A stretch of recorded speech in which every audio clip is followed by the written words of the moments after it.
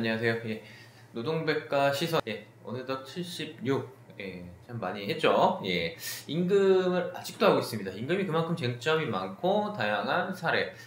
사실 우리가 뭐 일하는 목적이 뭐 자아성찰 다 중요하지만 이 금전적 대가를 받고 일하는 것이 목적이 될 수밖에 없잖아요. 그 경제적 생활도 그렇고. 그래서 정말 중요한 부분인데 그래서 이렇게 늘 쟁점이 많아요. 오늘은 이제 정년의 연장에 따른 임금을 삭감하는 임금 피크제. 이 임금 피크제라 그러면 이제 원이 조금 가장 하이를 찍고 점점점 이제 임금을 이제 떨어뜨려 가면서 뭐 정년을 늘려간다 뭐 이런 개념에서 이제 도입이 되어졌는데 이게 저는 좋은 제도인지는 잘 모르겠어요. 왜냐하면 노동자가 더 장기간 일할 것을 전제로 하고 있고 장기간 일을 하는데도 불구하고 어쨌든 이 전제가 노동력의 질적 하락을 이제 당연시 포함되어져 있는 제도거든요, 이게.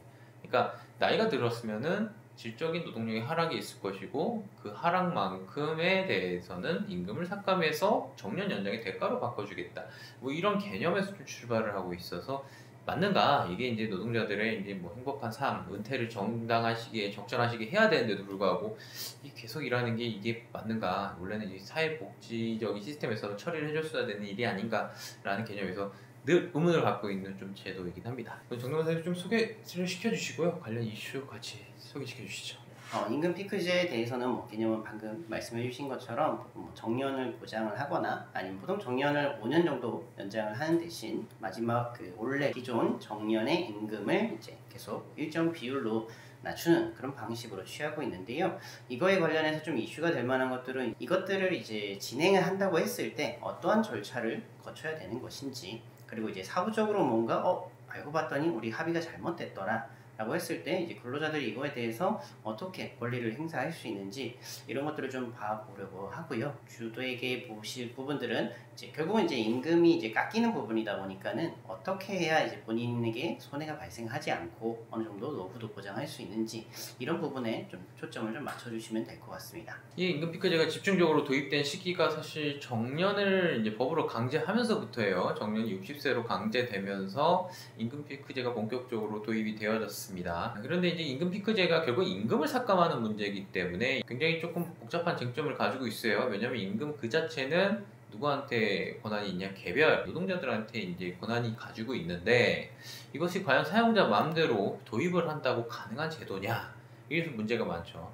취업규칙으로 임금 피크제를 보통 도입을 하는데 이게 어디까지 사용자가 권한 행사를 할 수 있을까? 이런 문제가 있는데 임금 피크제 도입 뭐 요건이나 뭐 절차 관련해서도 설명해 주시죠. 임금에 대해서는 말씀해 주신 것처럼 개별 동의가 제일 필요합니다. 그래서 임금 피크제를 도입하는 회사들은 보면 개별 동의서도 다 받더라고요. 나중에 이제 문제가 됐거나 이런 것들을 우려해서 그런 것들을 하는데 보통 우선되는 거는 일단 임금 체계를 바꿔야 되기 때문에 회사 내에 있는 임금 테이블이나 임금 구성 항목 관련된 이제 임금 규정들 그런 이제 취업규칙 상의 변화가 먼저 일어납니다. 그래서 취업규칙을 변화를 시켜야 되는데 이거는 어쨌든 누군가에게는 일시적인 불이익이 당연히 오죠. 임금이 삭감이라는. 그렇기 때문에 지난 저희가 영상에서 말씀드린 것처럼 이제 취업규칙의 불이익 변경 그 조건에 따른 요건들이 다 필요합니다. 그래서 전체 근로자의 과반의 집단적 동의가 있어야 한다는 게 필요하고요.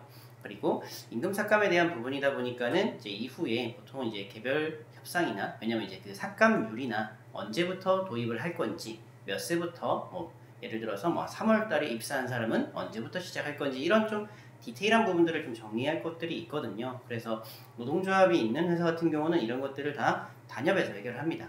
단체 협약을 통해 가지고 뭔가 명시를 하는 거죠. 누구는 몇 월 달에서 몇 월 달까지 입사한 분들은 언제부터 피크가 시작된다 이렇게 명시를 해둬야지만, 그리고 피크 1년차 때는 몇 프로가 삭감되고 몇 프로가 삭감되고 이렇게 전체적인 한 5년 정도의 향후의 임금 변화를 다 세부적으로 명시를 하게 됩니다. 그래서 이러한 동의가 없이는 당연히 인정될 수가 없다라는 점이 있고요. 그래서 이 단협이나 이런 것들이 진행될 때 충분히 자료나 이런 것들을 많이 확인하시고 전체적인 이제 본인의 그 임금이나 정년 변화의 경제적인 실익을 따져야 되잖아요. 물론 이제 여러 가지 이제 계산이나 노동경제학적으로는 이제 뭐 그래프를 그려가지고 이게 더 합리적이다 뭐 이런 얘기들을 하는 부분은 있지만 개별 근로자에게는 더 다를 수가 있거든요. 삭감폭의 차이들도 있고, 그리고 아셔야 되는 게 임금 피크제가 도입이 되면은 정부에서 일정 정도 지원금이 나옵니다.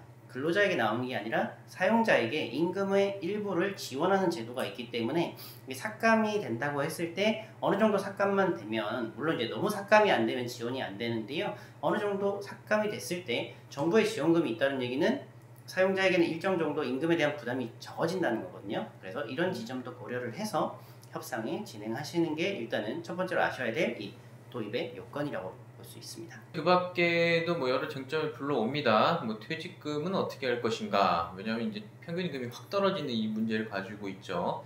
그 다음에 임금 피크제 노동자가 포기하는 임금을 어떻게 청구를 할 때 소급 청구가 될 것인가, 뭐 이런 문제도 좀 가지고 있습니다. 각 개별적으로 임금 피크제가 가지고 있는 내용을 좀 쟁점을 소개시켜 주시죠. 임금 피크제가 협상 과정이 생각보다 길다 보니까는 이제 도입 시기 전에 협의가 다 끝나면 좋은데 그걸 못 지키는 경우들이 좀 있습니다. 그래서 뭐 지금 결정을 내서 몇 달 뒤부터 시행한다 이러면 문제가 안 되는데요. 뭐 예를 들어 한 봄에서부터 시작한 협상이 한 10월 달쯤 끝나버리는 거죠. 예를 들어 보통 이제 한 6월 달, 뭐 7월 달 이렇게 이제 딱 반기 이렇게마다 진행이 되다 보니까는 이미 시작된 분들이 있을 수 있어요. 그러니까 10월 달에 협상을 했지만 결국은 예를 들어 7월 달부터 우리는 일부 뭐 55세가 된 분들에게 피크제를 실시한다 이렇게 돼버리면은 이미 임금은 받았죠. 정상 임금을 7월 달, 8월 달, 9월 달 받았는데 10월 달에 협상을 하면서 정년이 연장되는 대신 임금 피크제가 적용된다 라게 되면은 원래 받았던 임금의 일부분이 이제는 일종의 반환해야 되는 그런 효과들이 있는 거죠. 이제 소급 적용되는 이런 부분에 대해서 이제 판단은 이미 발생된 임금이기 때문에 보통 임금은 발생된 이후에는 포기를 할 수가 있습니다. 그래서 반환이라는 개념은 가능하다라는 거죠. 그래서 사전에 포기는 안 되고요. 하지만 이미 발생한 임금에 대해서는 이미 내가 받았지만 이 합의를 통해서 일부를 다시 반환하는 개념에서 뭐 상계를 한다거나 이런 것들은 가능합니다. 그래서 앞으로 발생될 것이 아니라 발생한 부분에 대해서는 소급 적용된다라는 점 아시면 될 것 같고, 퇴직금 관련해서는 이 중간정산의 사유가 나열되어 있는 때만 중간정산을 할 수가 있어요. 예전에는 그냥 뭐 목돈이 필요해서 정산해 주십시오 이렇게 해서 했지만은 현재로서는 절대 그렇지 않습니다. 뭐 집을 구매한다거나 법적으로 규정해 놓은 나열된 사유 외에는 중간정산이 안 되는데요. 임금 피크제도 마찬가지로 중간정산 사유에 있습니다. 그래서 피크에 올랐던 그 임금을 기준으로 퇴직금을 받으시고요. 나중에 이제 피크제가 적용돼서 좀 축소가 된 그 임금을 바탕으로 해서 나머지 퇴직금을 받으시는 이런 방식으로 현재는 처리를 하고 있습니다. 예, 노동백과 시선에서는 임금의 삭감 방식 중에서도 이제 정년에 따른 삭감의 임금 피크제를 좀 간략히나마 살펴봤습니다. 이 단협 잘 맺으셔야 돼요. 이거 단협 잘못 맺어가지고 임금 피크제에 대한 분쟁이 있는 사건도 저희가 좀 다뤘고, 현재도 뭐 사건이 계속 중인데, 어쨌든 노동자들 개별의 임금을 어쨌든 삭감하는 일만큼 좀 신중하게 다뤄줘야 될 필요가 있고, 그 개별 동의 없는 취업규칙 개정을 통한 임금 피크제 같은 경우에는 현재 법원에서 인정 안 한 사례들이 좀 나오기 시작했어요. 개별 동의가 없이 집단적 규범으로 임금 삭감 못한다예요. 기본적으로 이렇게 좀 기억하시면 좋을 것 같습니다. 좋아요, 구독은 늘 이제 좀 부탁을 드리고, 궁금한 점 있으시면 네이버 카페 주소 나가니까 거기다 글을 남겨주시는 것이 좋고, 뭐 댓글로도 좋고, 오늘 여기까지 하고요. 마치겠습니다. 감사합니다. 감사합니다.